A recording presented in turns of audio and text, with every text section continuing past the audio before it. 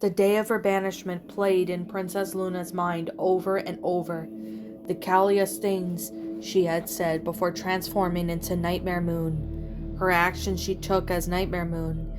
As a single tear she and her sister shed before the magical blast from the elements collided with her own.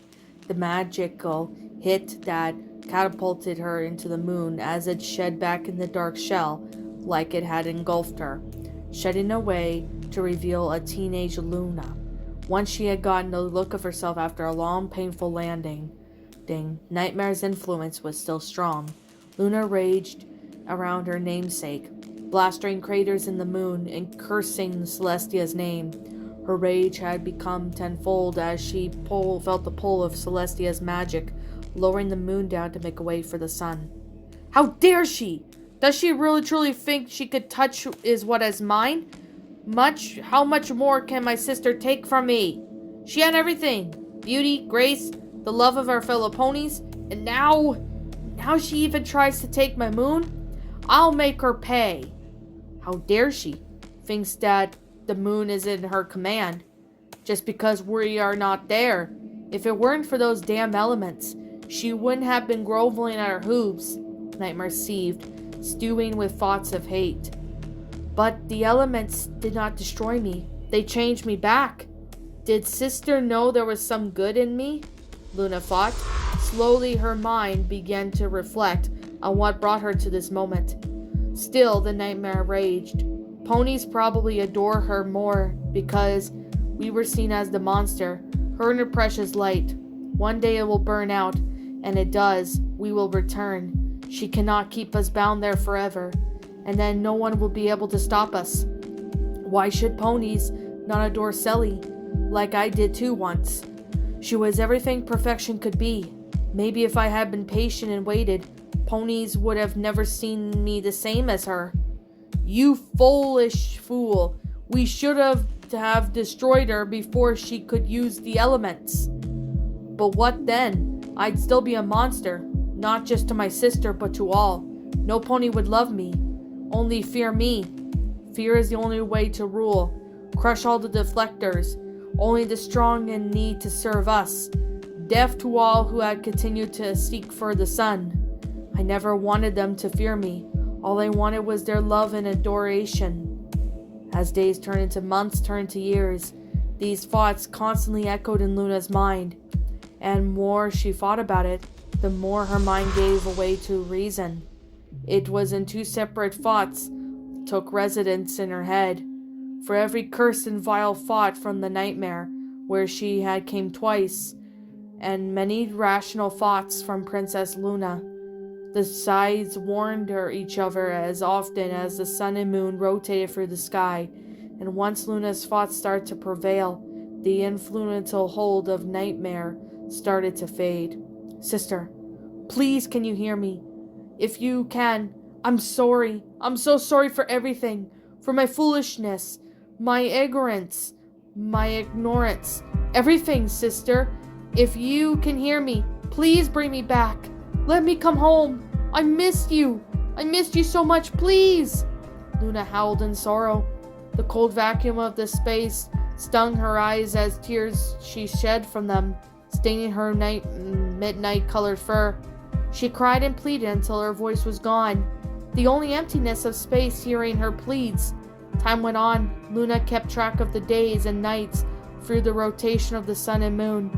Over time, she started to feel how gentle Celestia was with the moon, of how she was handling it. Also, as if it were a child, Luna would stare at the radiant sun when it was out, speaking to it as if it were her sister, hoping somewhere deep down that Celestia could hear her, and though it felt like the certainty and regret in her words. But each day was the same. The celestial bodies would rise and set, and Luna was still in banishment. One day, after the moon was settled into the sky over Equestria, the lonely night princess curled up on the surface of the moon. She couldn't stop thinking about how much she had messed up. Her jealousy and greed have not overtaken her. She'd still be at home in Equestria. She'll still be with her sister. Maybe, just maybe, she may have gotten the adoration and respect she craved from the ponies that she co-ruled over, and she had given them the chance. Perhaps they'd become to the love of nights such as much as they did. Perhaps they see the beauty within it. And now how she carefully decorated the sky with stars, maybe they could see that she was just as important as her sister. Tears streamed down her cheeks as she thought about these things. Sister, how long has it been? Do you still think of me? Do you miss me? Do you hate me? I am still a monster to you? I wish I knew. Oh, sister, I miss... Luna gasped as a loud explosion suddenly shook and shattered in silence. There was also a flash of light that could have lit up the darker side of the moon. What on Equus was... The words died on her tongue as she turned her head and saw what caused the explosion. A look of horror and despair draped Luna's face as she saw the sight that shattered what little hope she had left. The flash of light that she saw was still expanding. It was the very spot where her home, her subjects, her sister once were. Chunks of landmass were being pushed by force by the explosion, drifting hazily. Equestria was no more. What? Why? How? Luna's mind still raced with questions, and many more. But the biggest question was about Celestia. Was she even still alive? Were there alicorns that have been alive long enough to become rulers? They were immortal, yes, but she didn't even know if an alicorn could survive the literal world-shattering event.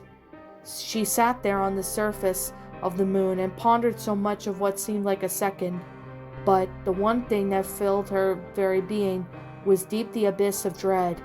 That now, despite being gone for Faust knows how many years or decades, Luna was now very well and true alone. Her sister must be dead. All the ponies could have not survived the destruction. No creature could have. And if the explosion did not kill them, then the sudden change of the atmosphere would have. Although she could not see any bodies, she did know none could still be alive after that. A small sound escaped Luna's lips. It was a laugh or the ghost of one. She had not laughed in so long. It sounded like so foreign to her. But it grew and grew before turning into heartbroken sobs. No, Sally, please don't leave me. Please don't leave me alone. Sally! Luna wrapped her hooves around herself and sobbed loudly. She wished desperately that this was all a nightmare and that she would wake up from. But it wasn't. Things had happened before we realized it. The seasons changing, the sun and moon rotate, animals go into hibernation and come back with refreshment of spring, foals grew from fillies and colts into stallions and mares, and the thing can suddenly end with an instant. What's up, my pretties? It's the Lion Queen here. I want to appreciate you all for tuning into this video, and I do appreciate you guys supporting my video by giving this video likes and stuff. If you really enjoyed this video, be sure to leave a like, comment and subscribe if you're new, ring the bell for notifications to when I upload so that way you guys will get updated for whenever I upload. If you want to follow me on Twitter or DeviantArt, feel free to leave a follow on those if you are interested in following me on those socials. If you want to support my backup channel, known as Miss Dark Shigo, feel free to subscribe to it, as a link to that will also be in the About page section. And with that being said, and that being the case, thank you so much for watching, my pretties, and as always, please, stay pretty.